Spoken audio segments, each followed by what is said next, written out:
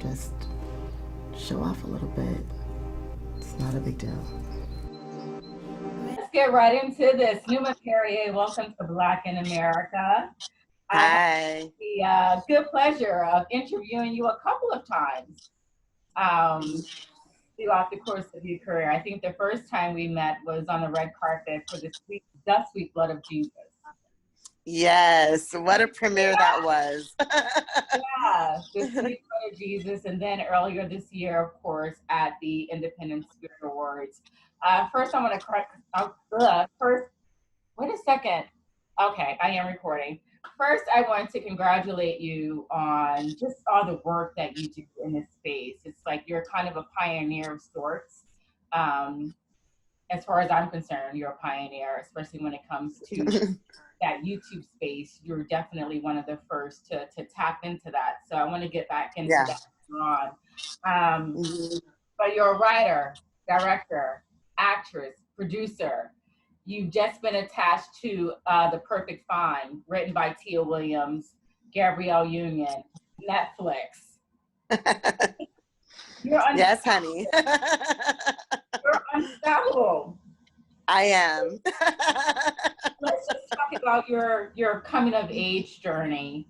You have this amazing background. You were adopted. One of your recent projects, Jezebel, is loosely based off of your life. Do you want to talk about Jezebel and why you decided to do a coming of age story that's autobiographical? Yes. Well, a lot of my work, I would say the majority of my work does come from a personal space and place in me, whether I've actually lived those moments or really lived the emotions of those situations. That's always something that I'm trying to unravel and comb through and present and share, expose all of those things. Because it's just what drives me, understanding the fabric of my life, understanding the relationships that I've had, how they've formed me, and the experiences, just the road that I've been on, just trying to understand that, I think is what made me an artist. And so I'll always pull from that. I'm very interested in memory, and I'm equally interested in fantasy and experiences, and just finding a way to illustrate those across my different art forms. But with Jezebel, why that you wanted to do Jezebel? Like, was it an aha moment for you, or was it something that had just kind of, been on the back burner and you were waiting for the right divine time to really bring it to life? A little bit of both. I would say more of the latter, because I always, in the back of my mind, felt like this story was one to be told and should be a movie that gets made. But when I was thinking about that, it was when I first moved to LA. I was in acting class. I was directing and I was producing, but I wasn't calling myself that. I didn't define myself as a producer and director. When I first landed in LA, I defined myself as an actor and a writer, but I was producing and directing very early on. And I knew that Jezebel was a story that I wanted to explore, but I just wasn't ready yet. I wasn't ready to really fully write it. And I didn't know how films really came together. I knew my job as an actor in front of the camera, but I had no role models around directing. I had not gone to film school.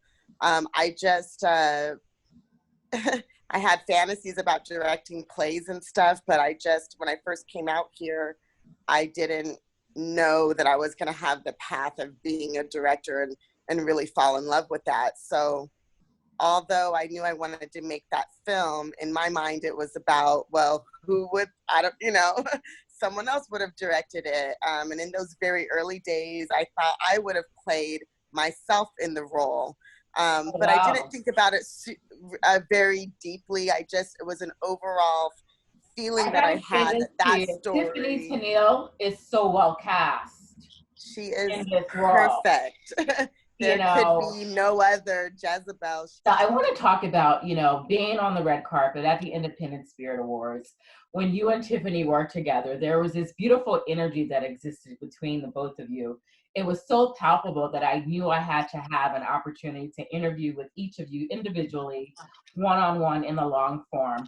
Talk a little bit about having Tiffany on board, because there were some beautiful, poignant moments that you guys have on screen that just brought tears to my eyes. You know, so how did she come to be in your life, Numa? Yeah, it's a really a remarkable story, and thank you. I mean, You're welcome. I just knew once I committed to making the film, and I knew I was ready, that I wanted to get that wheel moving. I said, well, I have to find my Jezebel, because there's kind of no film until I find her.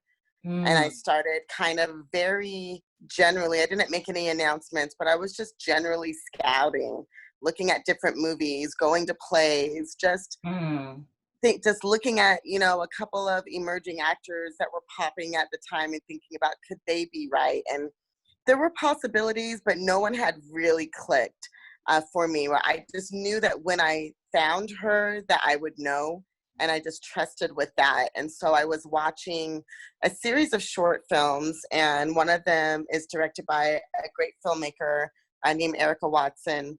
And the film is called Rubato, and Tiffany Tennille has a supporting role in the film where she barely even speaks. I think that she said she doesn't even have any lines in the film, but she has a strong role nevertheless in the film. And the minute that I saw her, there's a scene where she's kind of on a beach and she's like coming out of the water like a mermaid or something. I think I'm exaggerating it a bit, but the presence and the sensuality and the playfulness that was all embodied in kind of just one movement of her, like being on this beach, and she had these beautiful long braids, and all throughout the film, she just represented so much sensuality and, again, playfulness, but with like a little dose of awkwardness too. I was going to say, just the felt beauty like of all of her those, is like this was innocence, this innocence, and this like, I'm going to give it to you a little bit, but take it right back because I'm not sure, but then I get sure. Yeah, it was just, for me, pitch perfect. And I knew immediately, I said, oh my God, that's her. That's Jezebel. So, I started tracking her. And fortunately, she was also tracking me. I just think that part of it was very destined as well. So she was tracking me. She was a fan of some of my digital series, Roomy Lover Friends, Yeah, Black and Sexy TV, Hello Cupid. Yeah. And so I didn't know she was watching, that she was out there watching my work and seeing me on YouTube, introducing the shows and stuff like that. But I knew that she was the actress. I knew it was her. And so then we finally met. She came to a panel that I was on, where we were showing some of my short film work with a group of filmmakers. And I spoke after, and she came up to me. And in that moment, we both realized, I love it. who each other was. And then we find out that we have all of these things in common. Even down to, I was adopted, but I was adopted with the name Tiffany. So we have the same name. Our birthdays are just days apart. We're both Team Sagittarius. Wow. Wow. We both were adopted. There's many more similarities, but those are kind of huge ones to have. Boom, boom, boom, 3 in a row, kind of major things in common. And I just, I took her to lunch and I talked to her about the film, and she was very open. Look at that smile on your face. Yeah, she was just so open and curious about it, and just had this willingness and this appreciation for being able to step into a lead role which she deserves and she should always Yeah. have. Yeah. But this was an opportunity really for both of us, for her to step into a leading role with a filmmaker who was going to take care of her, but also be able to portray a real life story. And so I felt like I could completely trust her with that. And then she brought even more to the role. So Oh, well done. even maybe 15 years ago, I'm thinking, this is a story this is a movie that I want to make. I'll probably play the part. But it was never quite, that wasn't what the destiny was. Yeah, it wasn't what it was The supposed to destiny be. was not that. It was for you to play your older sister. It was for me to play my sister and for Tiffany to play me and shine in that role. And for me to be able to direct that and have the full vision for the film and carve out all of those pieces. I'm so proud of it. And we did become sisters in this journey, where I was like, oh, I really feel like this is like my kid's sister now. I love that. I love that. The film was really, it was an emotional film, Numa. Were there any parts of the film where you just had to take a step back for a second and kind of collect your emotions? Because it was kind of heavy. Some of those were pretty heavy. Yeah, there were quite a few moments like that. I won't say that I ever really collected myself because I let all of that emotion pour into the film, whether it was a scene where I'm in the role of my sister or where it's a scene where I'm not in it at all. I still, even as a director, let those emotions come up and let them be expressed. But there were quite a few moments, especially the bathroom scenes, which we had always, my vision for those scenes was to have the bathroom be both a sanctuary and a portal. So we were inviting an extra layer of intimacy. Really, I'm sorry to cut you off, but which really makes perfect sense, because from what I understand, it was a studio apartment, right? So, for women who are connecting and bonding, that's where we connect. We connect over these rites of passage moments, Yeah. And I was watching a film with a colleague, and, they had their opinions, and I had to just remind them, I said, regardless of what the topic is, of what the occupation is, this is still a beautiful bonding moment. These are women who are trying to live and survive. Surviving takes precedent. They are mourning the loss of their mom. Yeah. So they're assuming, both of them are assuming so many roles within their family. And so those bathroom moments for me were just, they were everything. Thank you. We're proud of those moments too. And the first where my character, my sister's giving Jezebel, letting her first, try on the Jezebel wig and see what it feels like to be Jezebel. That really happened. The film is very, very close to, I would say 90% 90% of the scenes actually happened, including that wig scene. And my sister, that was the first time that I ever cried in front of my sister. And it was the first time that my sister had held me like that. And the first time that we had kind of confronted and faced the grief, the early days of the grief that we were going to still carry with us today.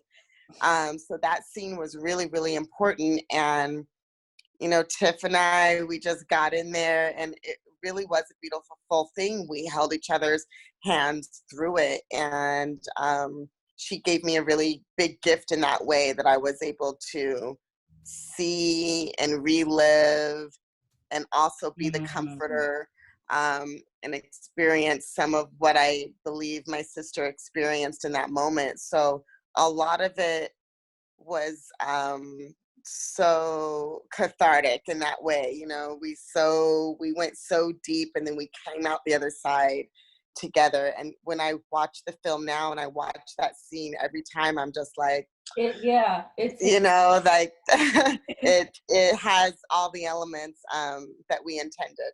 it was so well shot.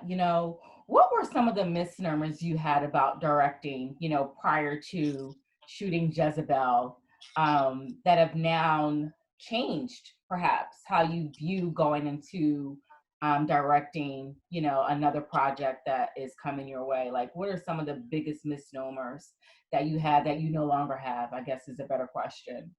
About myself or about the process About of directing, the process of directing. hmm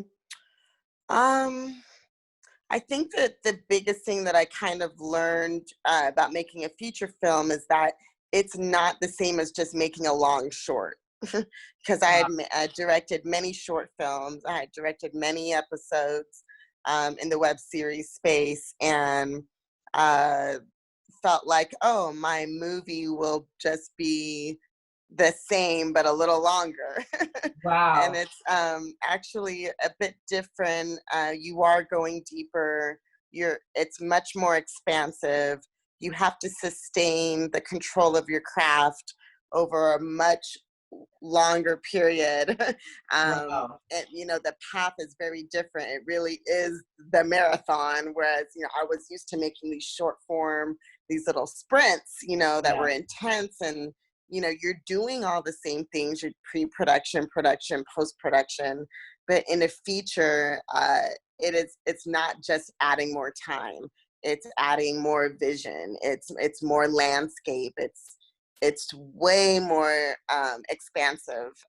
Though making short films is a good ground for getting comfortable, and for, finding your voice and all of that. But there's a reason why the feature lane is regarded as, that next step, because it really is a next step. You really are going into another realm. Now, we talk a little bit, we mentioned Black and Sexy TV and how I said, you're a pioneer, an early pioneer, in my opinion, in that space. I think you are one of the first directors, actors, producers to really consistently put out content, on YouTube. How did that come to be for you? Like, what was it that said, you know what, I want to enter into the YouTube space? Is it because of the background you had as a webcam model that you knew that it would be successful? Like, what was it that kind of clicked in you that was just like, I got to get on this? Well, I wouldn't have connected the two back then, but I do now. I'm like, oh, I'm a real digital native. Like, right.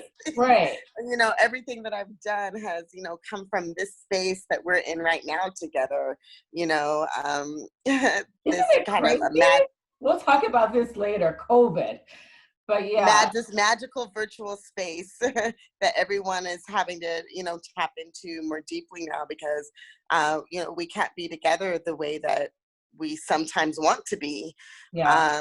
So I wouldn't have connected it back then, but I always loved the idea, just the newness of YouTube, because, I don't remember when YouTube launched, but it didn't start getting, YouTube was very looked down on. Like, you don't put your content as an artist on YouTube, because it was really slow. But I just remember it being real slow back in the day, like 2008. Listen, like the quality was really shitty, and no filmmaker wanted to put even something really short on there. Like, no one wanted to do that. And that's only 12 years ago, but that's a whole crazy generation gone by, I had a friend come up to me around 2005 in Brooklyn. We were leaving first Saturday at Brooklyn Museum, and he said, you got to get on YouTube. I'm like, I'll never shut your face. I'm a real storyteller. I'm a real journalist. I'm not putting myself on YouTube. And now I'm like, I missed it. Honestly, it's like, whoo, that ship sailed. It's so saturated. It's a whole other ship now, and it always excited me. to try to figure out. My very first short film, I went ahead and I was like, I don't care, I'm putting it on YouTube, you know, and I put it on there, and it's been there forever. Like, you can go find it. It'll say like 2006 or something, you know, and to me, that really is like a whole generation ago. A whole generation has passed, but I was always really interested in this space. And when I linked up with the other filmmakers, you know, with Dennis and Janine and Brian, it was the four of us, Brian Harding, Janine Daniels, and Dennis Storch. It was the four of us that launched Black and Sexy. But in the early days, we were trying to build our own platform because YouTube really was very unsatisfying as far as the quality of your video once you uploaded it. It would be so decompressed. It was terrible. So we were, I remember very early days meeting with different tech startups to try to build our own platform. Wow. And that was such a headache. It was about a year of that, a year of trying to find the right programmers that could, you know, create this platform that would not decompress the file so much. And finally, we just weren't able to do that, and we just kind of gave up and moved over to YouTube anyways. But at the same time, YouTube was getting better. So we started putting skits and stuff on YouTube. And I mean, watching Issa Rae in some of the episodes, I'm just like, look at where everybody is now. The archive is all there. You can just go back and go through it and really see the evolution of it. But I think what really set Black and Sexy apart was that we started doing serialized weekly content. And that, as you know, any consistency of what you put out, when you consistently say it's going to be every Sunday or every Thursday, your audience and your viewership will build because they can rely on that. So once we started doing that and we stayed with it, it just grew, and it just kept growing and growing and growing. And while the company and the viewership was growing, I was growing as a filmmaker, you know, and I was learning so much on the job and just being very 360 with it. I don't think there were hardly any jobs that I didn't try or do during that time. So all of that was kind of, you know, the path to, I'm ready to make my feature. I'm ready to make this leap. So now, I want to talk about, I'm sorry to cut you off. I want to talk about getting attached to Spike Lee's film, The Sweet Blood of Jesus. He got a lot of pushback about that film because he did a Kickstarter. People had so much to say. Folks always have a whole lot to say. How were you attached to that? How did you get attached to that particular project? Again, through the World Wide Web. Wow. So I saw when he launched his Kickstarter, and I had run, I think, 2 or 3 crowdfunding campaigns for Black and Sexy and our various shows by that time. And I had helped another friend run a successful crowdfunding campaign as well. So when he came out with his Kickstarter, and I remember everyone was upset and talking shit about it. Horrible. I noticed or felt like I could be helpful to the campaign. So I started messaging him and messaging, you know, the message boards on Kickstarter to say, hey, I know you don't know me, but I'm really rooting for you. I see some ways that the campaign could improve because we can't let you lose. Because I started getting the sense that there were a pretty growing group of people that wanted him to fail, you know? And I said, now, how is that gonna help any of us if Spike Lee can't raise money from his own fan base to make a movie? Like that, can you imagine? I just kept imagining what that headline would look like, you know? That because all these other people were succeeding, they were raising their money like that.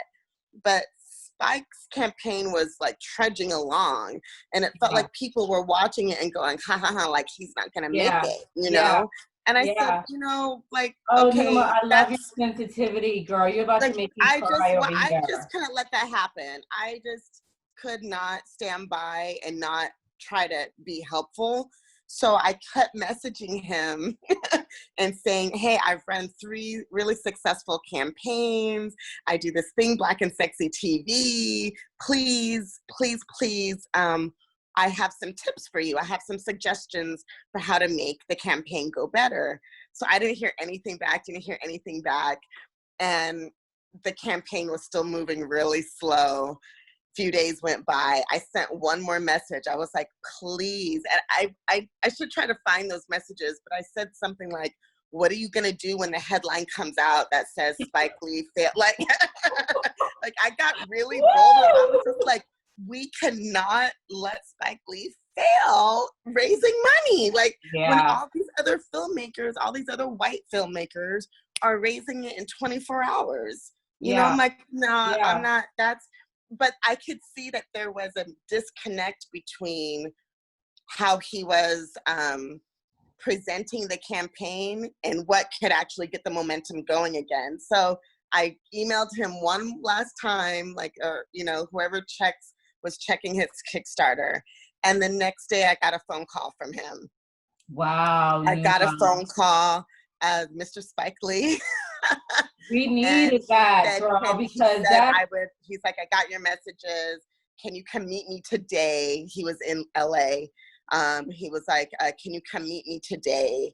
And we'll discuss. So I went and I met with him and I ran down everything. I said, these are the things. And at the end of it, he shook my hand and gave me a poster. And I was like, thanks. And I heard from him again at the end of the day saying we made our goal for the day because there were, you know, daily targets to reach. And then after, I think that was encouraging to him that they made their daily goal. And then he was like, do you want to come out to New York and work on the campaign? So I went to New York and along with his team at 40 Acres, I worked on his Kickstarter campaign. And the main goal was just to win.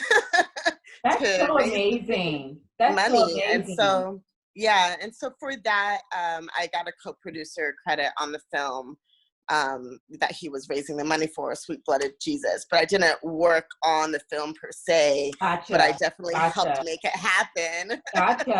You know, and all so that. I was like, you know, I was like a cheerleader, but also very strategic.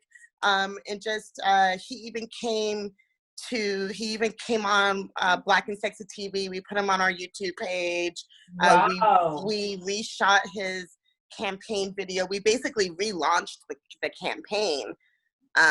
We shot a new video. I interviewed him for that. It was a whole thing. The Sweet Blood of Jesus, in my opinion, is one of Spike Lee's.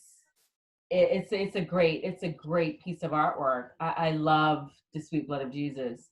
I mean, based off of Don Jen Hess. It was so well shot, so beautiful. I actually had the opportunity to interview Randy Wilkins last week. Was an editor on that film. On that same carpet. The Sweet Blood of Jesus it's a beautiful piece of cinematography, and I'm so glad it got done. You talked about, you know, raising the frequency of Spike's Kickstarter. You know, what are some pointers that you can give any filmmaker or anybody in the industry, you know, who wants to do a Kickstarter to raise funds for their project? What are some things that, you know, we need to know? You know, to have a successful Kickstarter? Because I don't think a lot of people have the tools. Well, yeah, because of, you know, everyone was figuring it out along the way.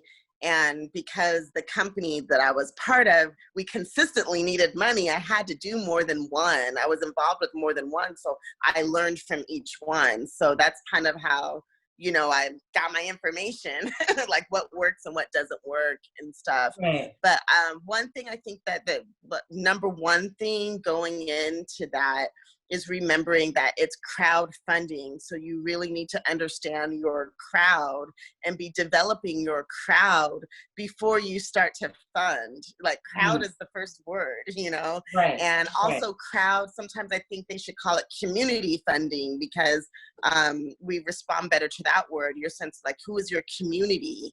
And are you being generous?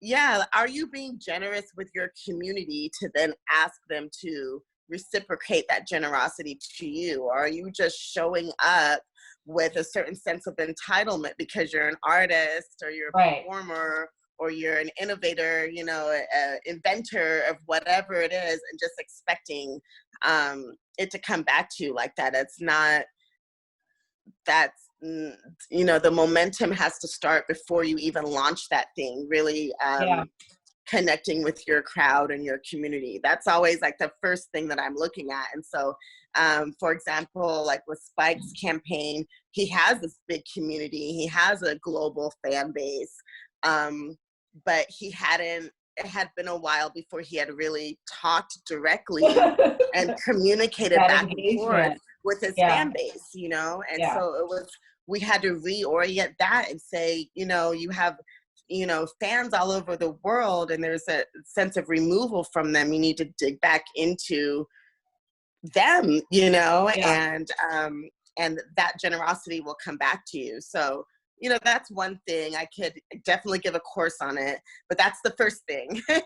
That's amazing. Really, you know, because I have definitely I've never done a Kickstarter, but I have had to crowdfund. I mean, I'm an independent journalist, a broadcast entrepreneur. I own all of my content, you know. That's right. Hopefully, ownership. Thank you. It's very hard. It's very hard.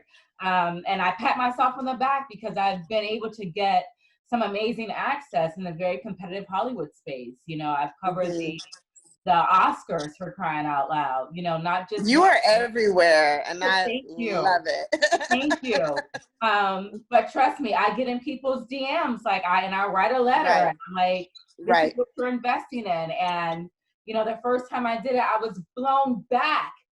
I would wake up and it would be thousands of dollars in my Cash App, Numa, just from my warm network of people like, oh my God, T, I've been watching you. You're a hard worker. Like, here.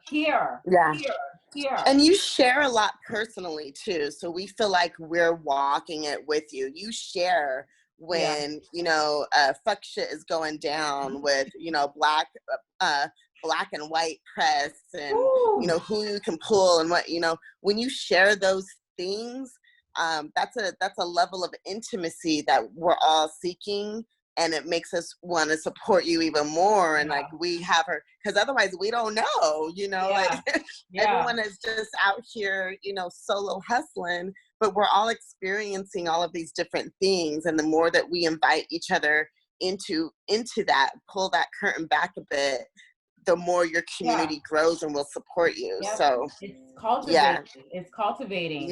Which brings me to getting Jezebel on Netflix via Array, which is Ava DuVernay, not Ava DuVernay by herself, but Ava DuVernay, you know, basically is the name that we know for Array. You know, she's one of the founders, and she has a big team behind her now. But, you know, let's talk about that relationship with Ava DuVernay that you've had, and how we just came full circle with getting Jezebel onto Netflix. Oh, well, Ava is the founder of Array, and there is an incredible team working there. And before it merged into what it is now, it started as a firm, which was the African American Film Festival Releasing Movement. I think I got that right. Oh, okay, a firm. Right. So, I didn't know it started as a firm. I knew she was the founder and that it had grown, but I didn't know that it was born out of something else. Okay. Well, that was also a distribution lane, utilizing, again, the community of film festivals to help buoy the selected, the slate of films that she and her team were selecting.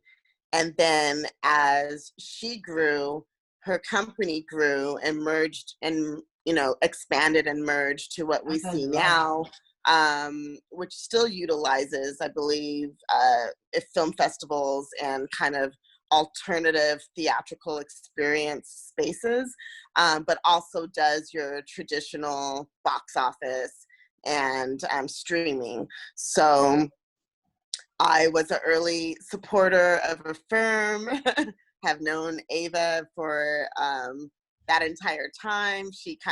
We all kind of came up together. And yeah, she I know, is I just love it. I love this. it's I a just love. remarkable thing to see an entire group of filmmakers step forward and start to make their films while her company was growing and blossoming and providing more opportunities for those films, because everyone could have been in their own lane just making films on their own, yet she created this avenue for more of us to flow in, you know? I love So it. I was hoping that Jezebel would be a film that they responded to, and I'm very happy that it is, and it was. Their team watched the film and were tracking it. And yeah, I got that phone call from Ava saying that, you know, they wanted to she said, we want to put our Black woman elbow grease into this. And they truly did. We had such a wonderful rollout. Everybody worked so hard and so closely and so personally. And the film has done everything that I've wanted it to do and more. And that's really the power of Black women coming together and making it happen. I love that you have leaned into the power of your ask. You know, people don't understand how powerful that ask is. Ask. Mm-hmm. Yeah. I'm talking today because I asked. Yeah.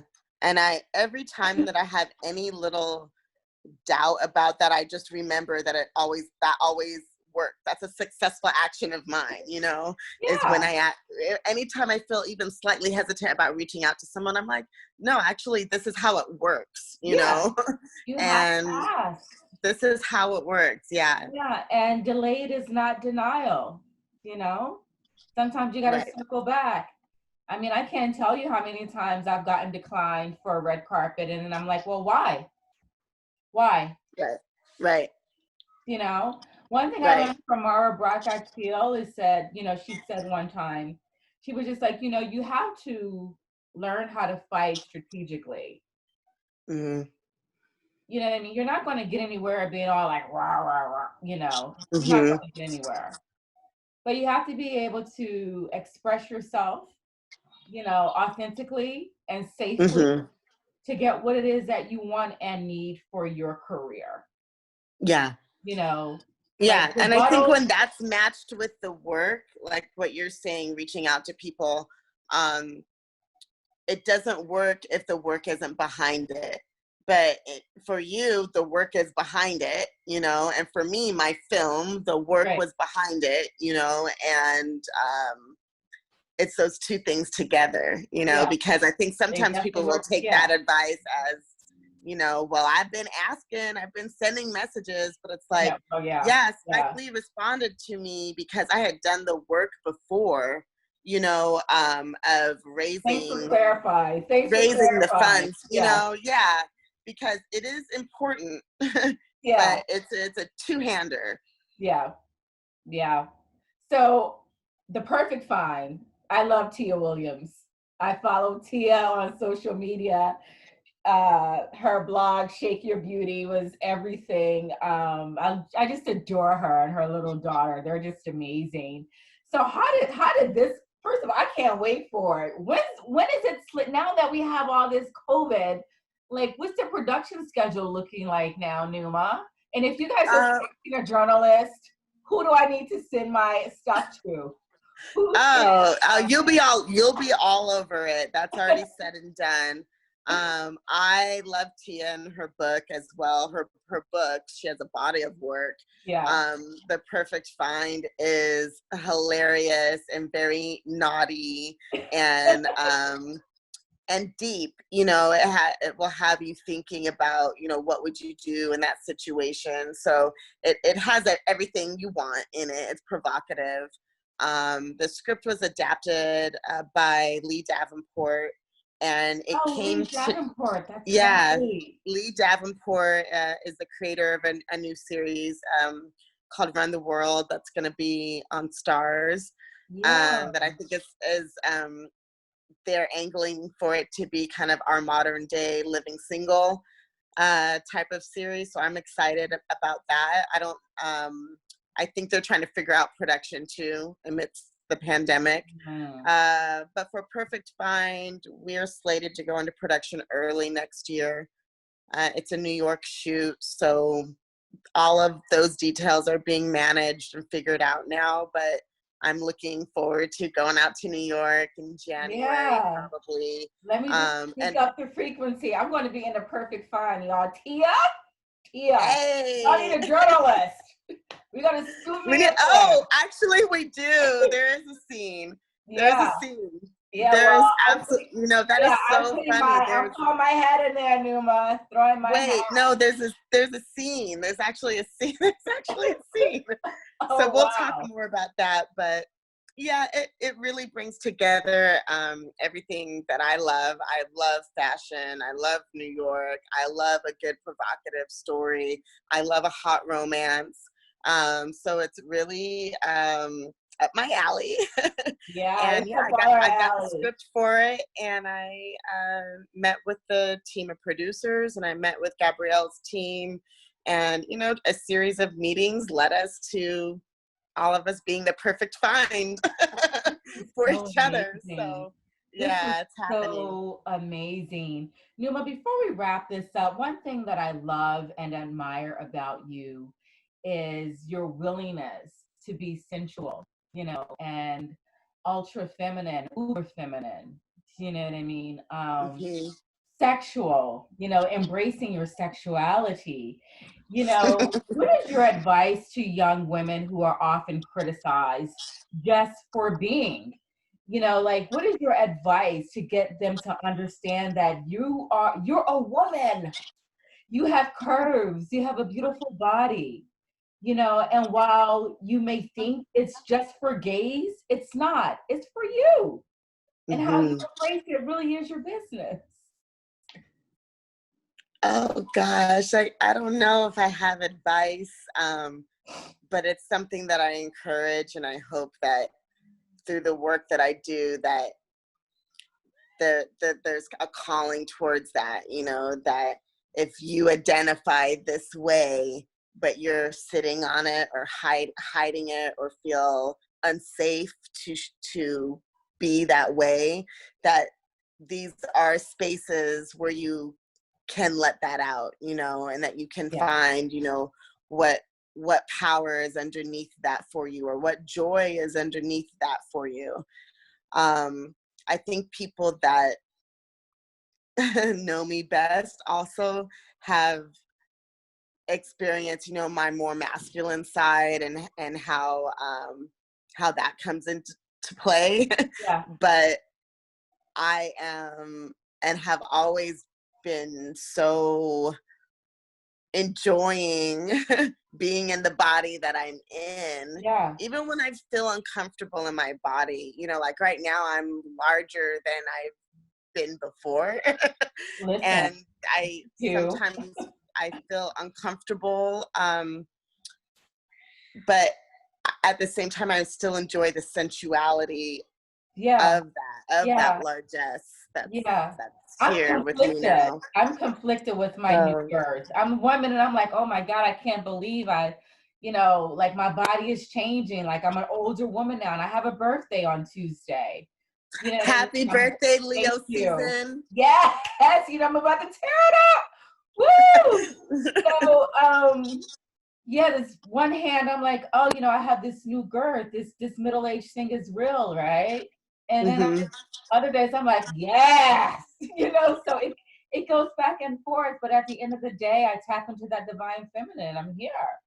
Yeah, I feel that from you too, that, you know, you love it, you enjoy it. Yeah. And it doesn't mean that, you know, other feelings and things don't come up, but just the overall sentiment is to enjoy your body, enjoy the body that you're in, and find spaces and places where you can enjoy it even more.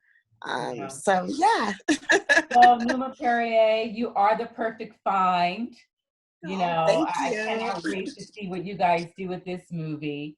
Thank you so much for chatting with me today, Black in America. We appreciate you. We applaud your work. Enjoy your afternoon, Numa. Keep Thank you for going. having Thank me. you Let's so much definitely for keep all in you do. touch about that role, because I do have something for you. Oh, wow. Thank you. Thank you. Cool.